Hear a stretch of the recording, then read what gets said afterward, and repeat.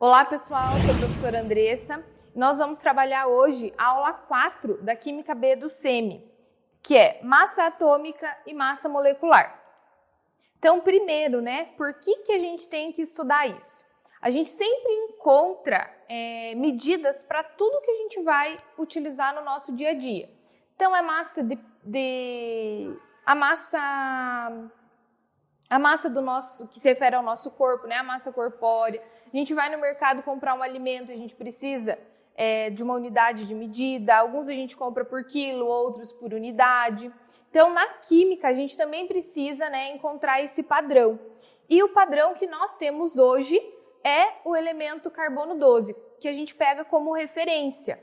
Então, a unidade de massa atômica, a unidade para a gente se referir a um átomo, a uma molécula, é o U, unidade de massa atômica. E ela se refere a uma parte de 12 que o carbono tem. Então, a gente pega como exemplo o carbono que tem massa 12, o isótopo do carbono 12. Antes, a referência que nós tínhamos era o hidrogênio. Atualmente, é o carbono 12.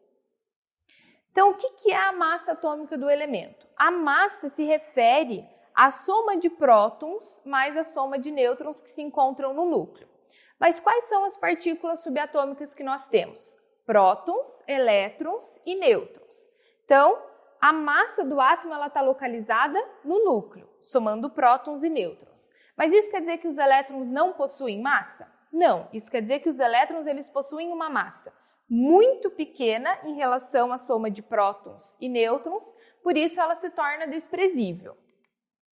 Só que quando a gente vai olhar a tabela periódica, a gente vê lá que alguns elementos eles não possuem uma massa com um número inteiro. Possui lá 35,5, 39,1, mas como que posso ter uma massa com um número decimal, sendo que a massa é a soma de próton mais nêutron? Isso acontece porque os elementos eles possuem isótopos, ou seja, eles possuem átomos que possuem números de massas diferentes. O neônio ele possui 3 isótopos. O isótopo que tem massa 20, 21 e 22. Então, cada isótopo desse possui uma porcentagem de abundância na natureza. E é aí que a gente precisa determinar, é a partir daí que a gente vai determinar a massa atômica de um elemento. Então, aqui para o neônio, eu pego a massa do elemento, a massa do isótopo, para o primeiro aqui é 20, vezes a porcentagem de abundância dele, que é 90,92, mais a massa do segundo isótopo, que é 21, vezes o percentual de abundância, mais a massa do terceiro isótopo, vezes a porcentagem de abundância dele. E divido isso por 100%, que é o total que nós temos aqui. Então, a massa para o átomo de neônio, para o elemento neônio, é 20,179. Para o cloro, nós temos apenas 2 isótopos. O cloro que tem massa 35 e o cloro que tem massa 37.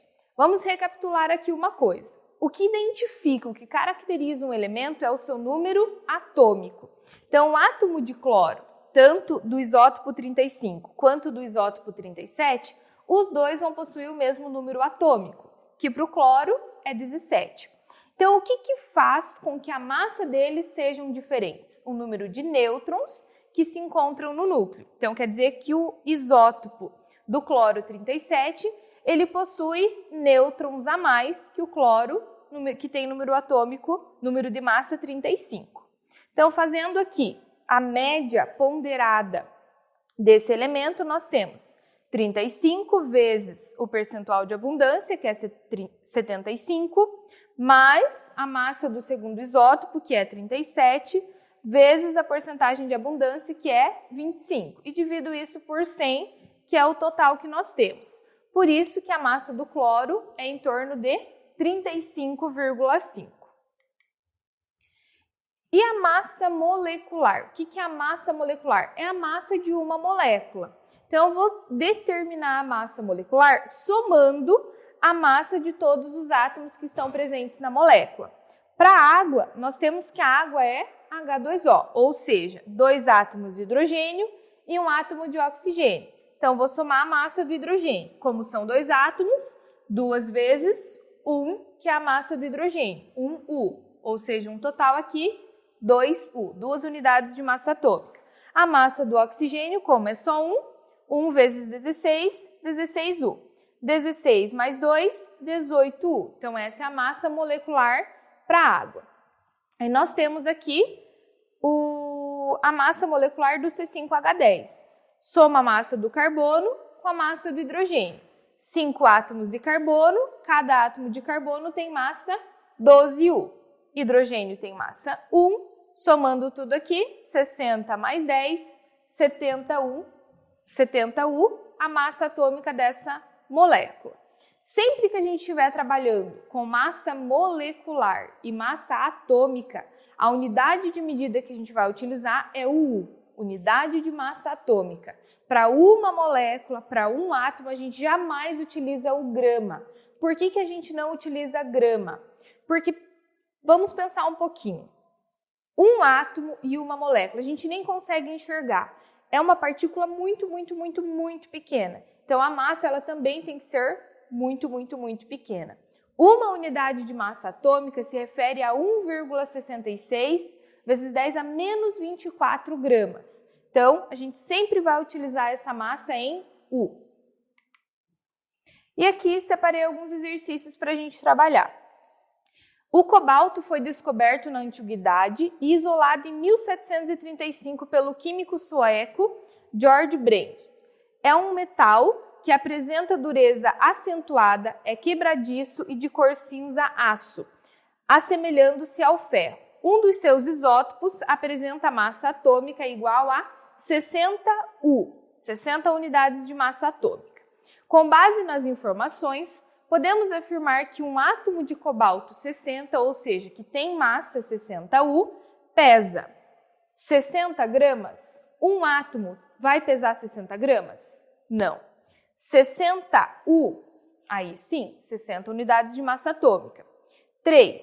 60 vezes a massa do átomo de carbono 12. Quanto que é a massa do carbono 12? 12. 60, né, que é a massa dele. Vai ser 60 vezes maior do que o 12? Não. 60 vezes a massa de 1/12 do átomo de carbono? Aí sim. Porque quanto que vale 1/12 do carbono 12? Uma parte de 12 vale 1. Vezes 60, 60 vezes maior, tá certo? Então, 2 e 4 por enquanto. 5 vezes a massa do carbono 12? Também ok, por quê? Quanto que vale a massa do carbono 12? Vale 12. 12 vezes 5, 60. Então, realmente vale 5 vezes mais. Então, a alternativa correta, letra C, 2, 4 e 5. Exercício 3. O padrão de massa atômica atual é o carbono 12. Se fosse criada uma nova tabela de massas atômicas usando o carbono 12 como 6U, a massa molecular do benzeno, C6H6, usando o novo padrão de massa atômica, seria igual a quanto? Então, por esse novo padrão que ele deu para nós, o átomo de carbono, que tinha massa de 12, passa a ter uma massa de 6U, como ele trouxe ali na tabela atual. Então, isso quer dizer que a massa dele diminuiu pela metade. Então, todos os outros elementos vão ter sua massa diminuída também pela metade. Então, pela tabela atual, o átomo de hidrogênio ele tem uma massa de 1U, uma unidade de massa atômica. Pela tabela nova ali, né, que ele está se referindo, pela nova tabela, nós teríamos uma massa de meio U. Então, como nós temos lá, ele pede, né, pela nova tabela, a massa molecular do C6H6, a gente vai simplesmente fazer aqui a soma da massa de cada elemento. Então, 6 vezes, porque são 6 átomos de carbono, vezes a massa dele, que é 6U, mais 6 vezes a massa do hidrogênio. pela nova tabela, a massa do hidrogênio é meio U. Então, nós temos aqui 6 vezes 6, 36U, mais 6 divididos por 2, 3U. 36 mais 3, 39U. Então, essa seria a massa, né, molecular pela nova tabela do benzeno. Então, seria a letra C. E coloquei aqui para vocês um exercício também se referindo ao isótopo do elemento ferro. Então, vocês têm aí 3 isótopos para o átomo de ferro. Com relação às informações acima, analise as afirmativas abaixo. Primeiro, a massa atômica do ferro a ser representado na tabela periódica deve-se aproximar a 58? Eu preciso fazer todo o cálculo aqui? Não, porque ele disse ali se aproximar. Então, otimizem o tempo de vocês, evitem cálculos desnecessários. Se a gente pegar aqui a porcentagem de abundância de cada isótopo, qual deles tem maior porcentagem? Esse isótopo, que tem massa igual a 56. Então, a massa atômica do ferro vai se aproximar de 56 e não do 58, que a porcentagem de abundância é muito menor. Então, número 1, vamos descartar. 2. Nesses isótopos, o número de prótons é constante? Sim, porque todos os átomos aqui se referem ao elemento ferro. O que classifica, o que identifica o elemento ferro? O número de prótons. Então, vai ser o mesmo para todos. 2, correta. 3. Esses isótopos são caracterizados por diferentes números de camadas eletrônicas nos átomos no estado fundamental. No estado fundamental, eles vão possuir o mesmo número de prótons e elétrons. Se o número de prótons é o mesmo, o número de elétrons, para todos eles, também vai ser o mesmo. Lembram lá o que eu falei? O que muda de um isótopo para o outro? O número de nêutrons. E os nêutrons se encontram no núcleo do átomo. Então, a número 3 aqui também está errada. Só a número 2 que está correta. Então, letra B, a alternativa correta para essa questão. Aqui, o último exercício. Considerando as massas atômicas dos elementos que compõem o ácido carbônico, que tem fórmula H2CO3, assinale o que for correto. Então, número 1. Uma molécula de ácido carbônico pesa 62 gramas. Uma molécula tem como pesar 62 gramas? Não. Sempre a unidade para um átomo, para uma molécula, vai ser em U. 2. Uma molécula de ácido carbônico pesa 62 vezes mais que uma molécula de hidrogênio, que é o H2. Então, vamos lá. A massa do hidrogênio é 1. Como aqui é a molécula hidrogênio, H2, para o H2, nós temos uma massa de 2U, 2 vezes U. Para o H2CO3, vamos analisar lá. 2 vezes a massa do hidrogênio, 2 vezes 1, mais a massa do carbono, que é 12U, como só tem um átomo de carbono, mais 3 vezes a massa do oxigênio, que é 16U. Então, a gente tem aqui 2 mais 12 mais 3 vezes 16, 48.